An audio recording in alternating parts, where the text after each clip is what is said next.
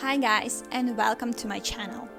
Today we are going to talk about something that every reader knows but not really everyone think about, and that's literary genres. What are they? Where did they come from? And the most intriguing question, is it possible today to create a totally new genre? Let's dive in.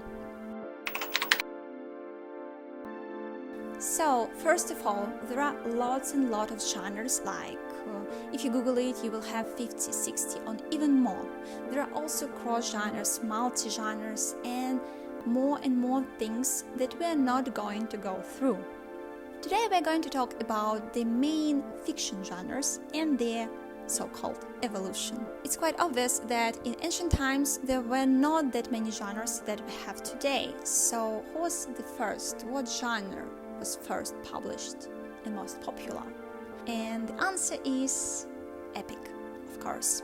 You may think about Homer's Odyssey, but actually the first ever published thing that we know about is the Epic of Gilgamesh, published around 2000 BCE.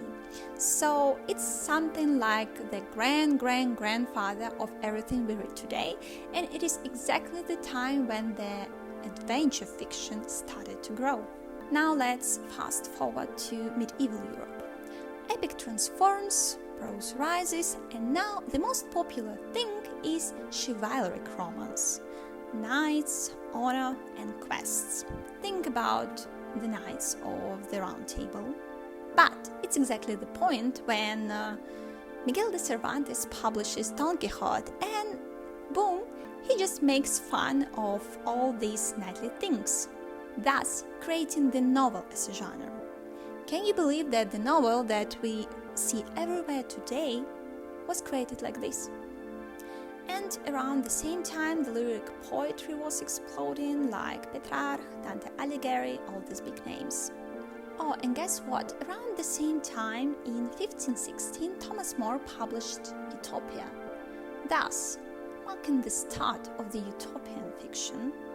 So when you today read something dystopian like The Hunger Games, you're basically in something like conversation with Thomas More's Utopian.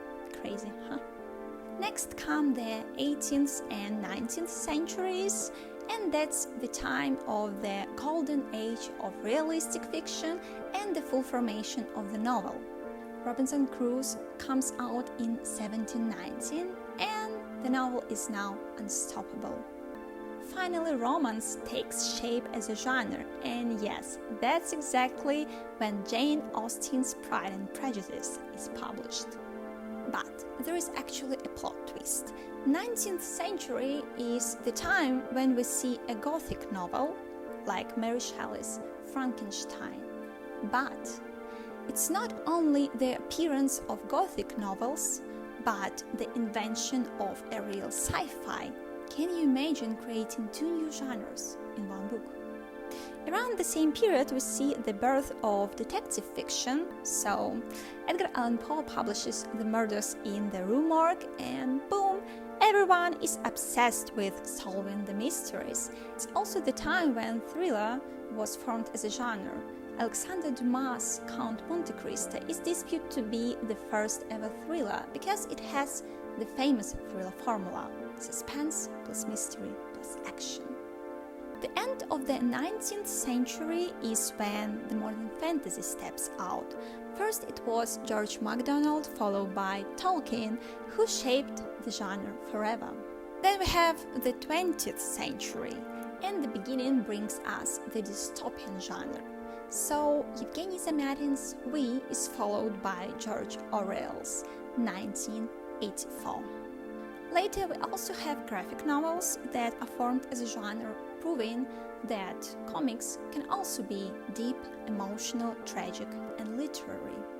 And finally, in 1967, Hinton publishes The Outsiders, thus giving birth to the young adult as a genre. Guess how old she was? 17. So she was a teenager, publishing for teenagers.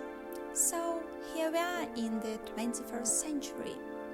Today we don't really have new big genres, but we have countless subgenres like dark academia, dark romance, from fantasy, digifiction, Basically, literature today works like TikTok trends. And the big question, is it possible to create a completely new genre?